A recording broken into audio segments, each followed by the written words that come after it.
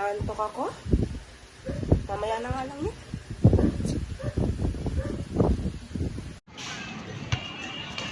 Uy, Danjen, gising na. Oras no. Ha? Nasaan ako? Di ba nasa eskwelahan lang ako? Tapos, yung damit ko? Ha? Uy, Ha? Sino ka?